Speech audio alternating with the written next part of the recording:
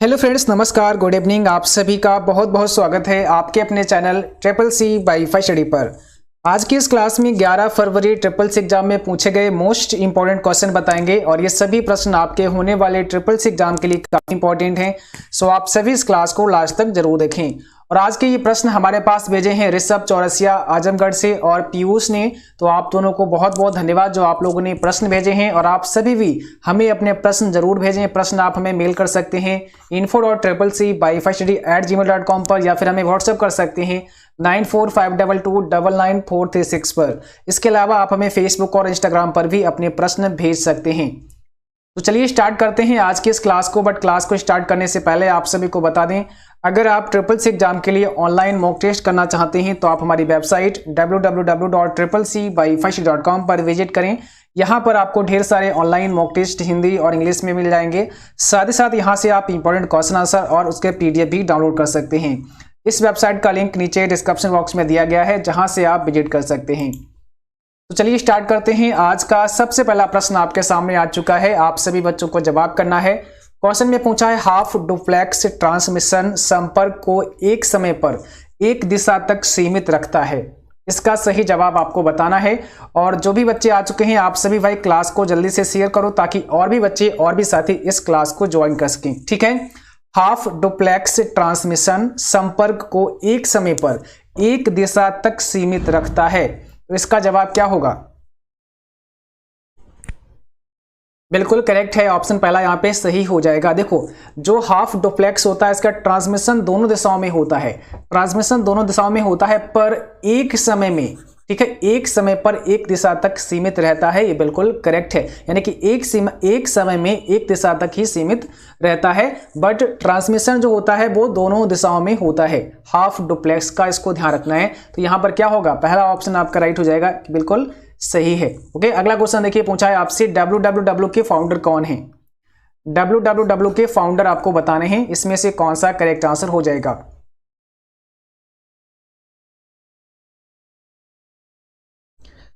और आप सभी भाई शेयर करो क्लास को जल्दी से ताकि और भी बच्चे और भी साथी इस क्लास को ज्वाइन कर सकें। और यहां पे आपका कौन सा करेक्ट आंसर होगा बताओ?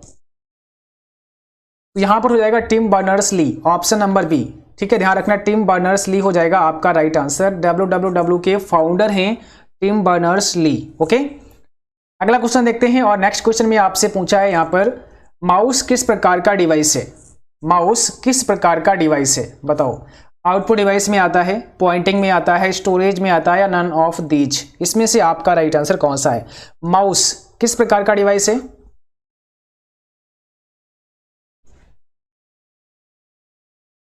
तो एक प्रकार का पॉइंटिंग डिवाइस है आपका माउस। ठीक है, यानी कि पॉइंटिंग इनपुट डिवाइस के अंतर्गत आता है। यहां पर पॉइंटिंग डिवाइस दिया गया है जो कि करेक्ट हो जाएगा। माउस एक प्रकार का पॉइंटिंग डिवाइस होता है। ठीक है, अगला क्वेश्चन देखिए, क्वेश्चन नंबर 4 में आपसे क्या पूछा है? इंप्रेस में फाइंड एंड रिप्लेस की शॉर्टकट की आपको बतानी है। इंप्रेस प्रोग्राम में फाइंड एंड रिप्लेस के लिए कौन सी शॉर्टकट की आप इस्तेमाल करते हैं? Find and replace box open करने की जो शॉर्टकट की होती है वो है कंट्रोल एच। यहां पर हो जाएगा वी ऑप्शन, इसको ध्यान रखना है। कंट्रोल एफ यहां पे नहीं होगा, कंट्रोल एच होगा। कंट्रोल एफ केवल फाइंड के लिए होता है, बट जब भी आपसे फाइंड एंड रिप्लेस की बात की जाए, फाइंड एंड रिप्लेस के लिए कंट्रोल एच इस्तेमाल करते हैं। इसको आपको याद रखना है, यहां पर आप कंफ्यूज ना हो बिल्कुल भी। ठीक है, क्वेश्चन नंबर 5 में देखिए, पेज के सबसे नीचे कौन सी पट्टी होती है बताओ? पेज के सबसे नीचे कौन सी पट्टी होती है? टास्क बार, स्टेटस बार, मेनू बार, या इसमें से कोई नहीं? तो क्वेश्चन नंबर 5 में आपका कौन सा जवाब होगा? राइट आंसर आपको करना है। पेज के सबसे नीचे कौन सी पट्टी होती है? स्टेटस बार होती है। आपके पेज में सबसे नीचे क्या होता है? स्टेटस बार होता है। इसको ध्यान रखना है। तो ऑप्शन यहाँ पे बी हो जाएगा। क्वेश्चन नंबर नेक्स्ट में बताना है, कैल्क में कितने टाइप के चार्ट इंसर्ट कर सकते हैं? आप कैल्क प्रोग्राम में कितने प्रकार के चार्ट इंसर्ट करा सकते हैं बताओ? इसमें से कौन सा करेक्ट आंसर होगा?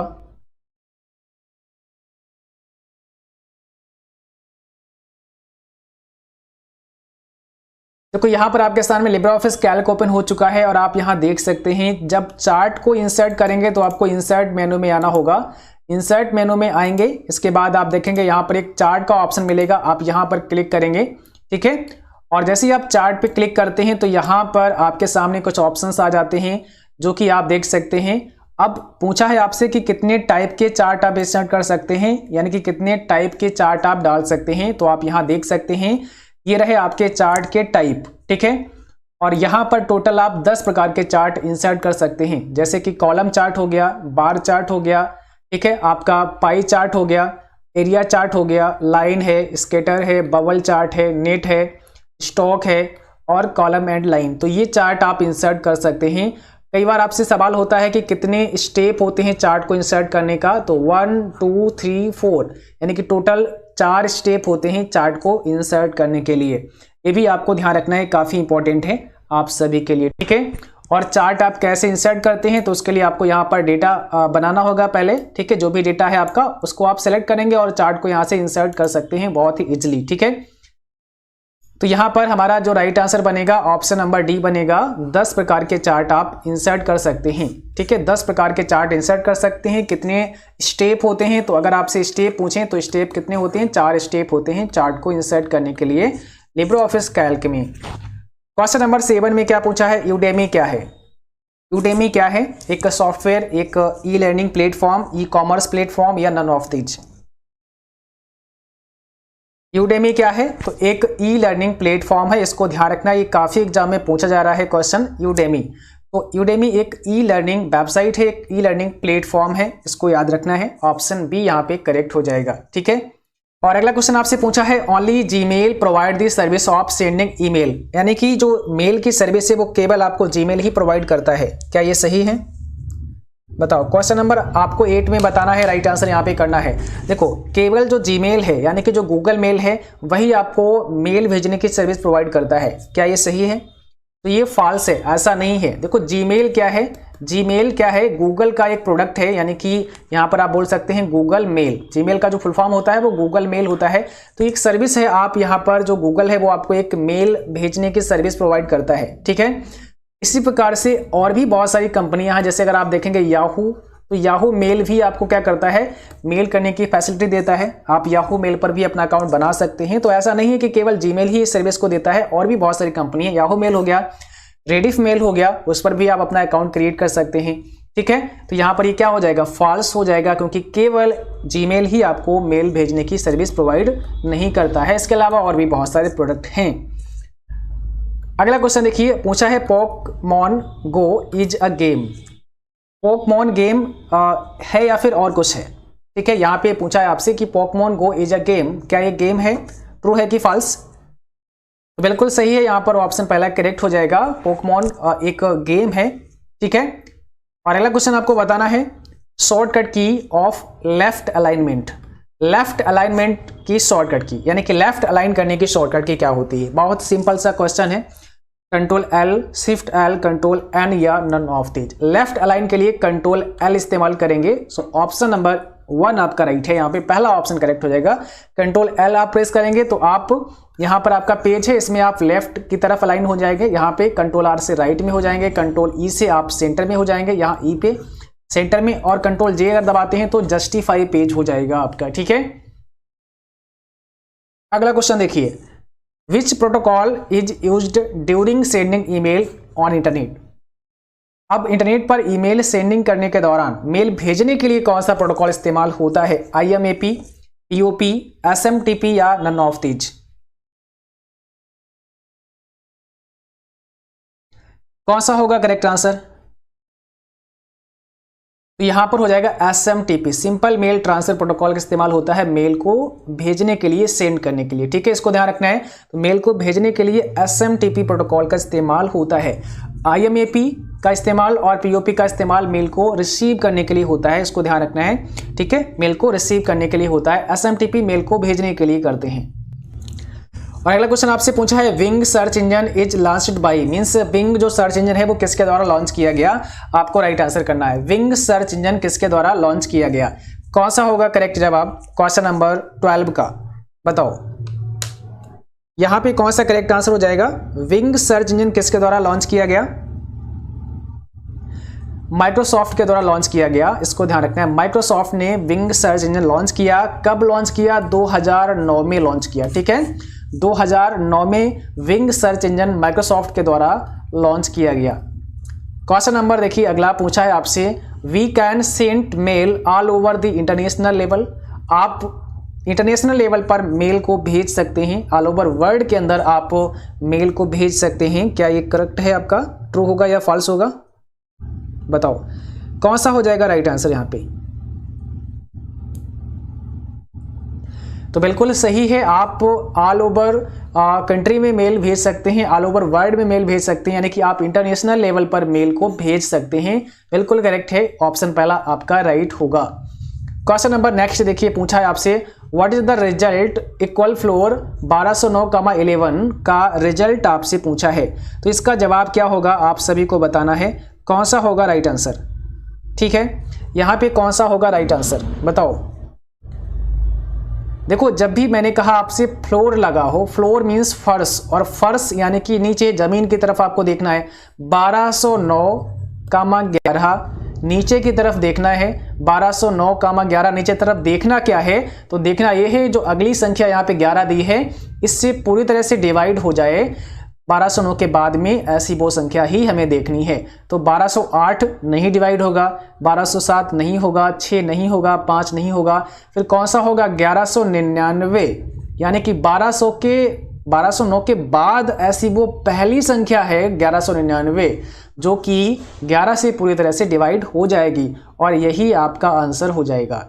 ऐसा नहीं कि फिर 1199 के बाद में कोई मिले जो 11 से डिवाइड हो तो गलत हो जाएगा, यानी कि 1209 के बाद में वो पहली ही संख्या होनी चाहिए जो कि 11 से डिवाइड हो, मीन्स यहाँ पर जो संख्या दी है उससे डिवाइड हो।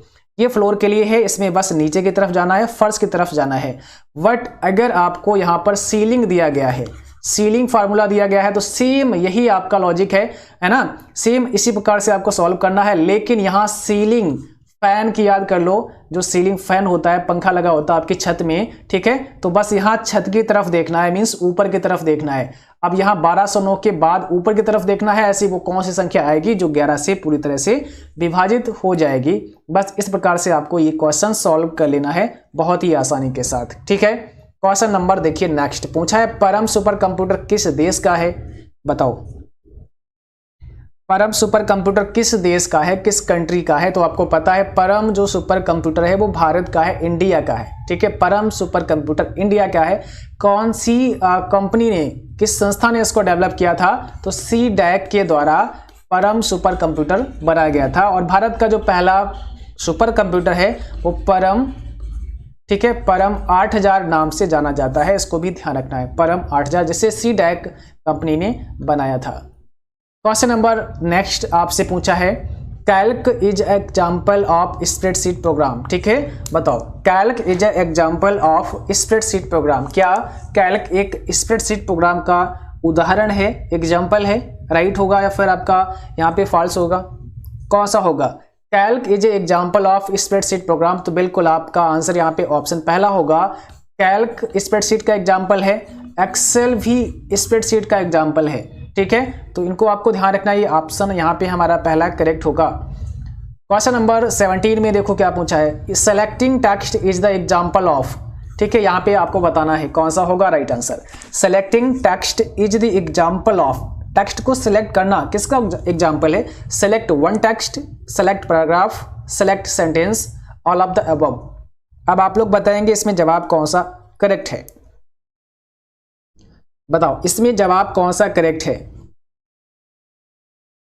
तो यहां पर option number D, all of the above आपका राइट आंसर हो जाएगा। Selecting text is the example of, इसमें आपके सभी शामिल हैं, सेलेक्ट वन टेक्स्ट भी शामिल है। अगर आप एक टेक्स्ट को सेलेक्ट करते हैं, इसके बाद अगर आप पूरे पैराग्राफ को करते हैं, पूरा सेंटेंस करते हैं, मीन्स यहां पर सभी ऑप्शन डी हो जाएगा फिर आपका करेक्ट आंसर। क्वेश्चन नंबर अगला पूछा है आपसे, और यहां पर देखो क्या दिया है, DD and cheque is also the example of digital. जो DD है, डिमांड ड्राफ्ट या फिर चेक है, ये भी आपका डिजिटल का एक उदाहरण है। डिमांड ड्राफ्ट या चेक एक डिजिटल का एग्जाम्पल है, बताओ क्या होगा राइट आंसर। तो ये हो जाएगा फॉल्स, ये डिजिटल का एग्जाम्पल नहीं है, क्या होगा, ये फॉल्स हो जाएगा, ऑप्शन बी में आ जाएगा ये। और अगला क्वेश्चन देखिए पूछा है, IMEI स्टैंड्स फॉर। IMEI का फुल फॉर्म आप सभी को बताना है।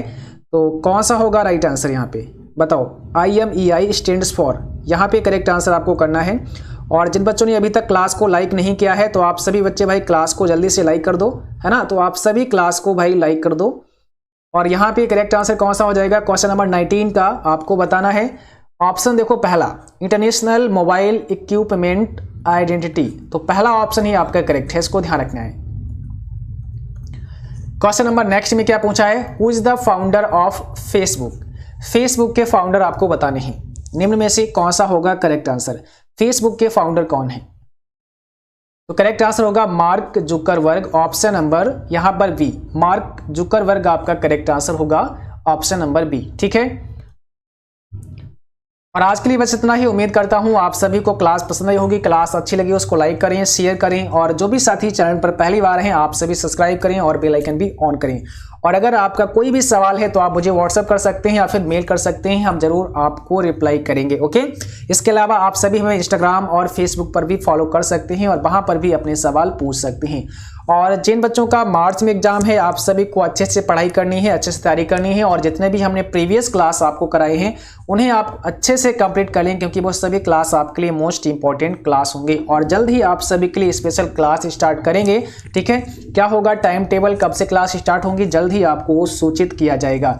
तो आज के लिए बस इतना ही। Thanks for watching, thank you, good night to all, bye bye.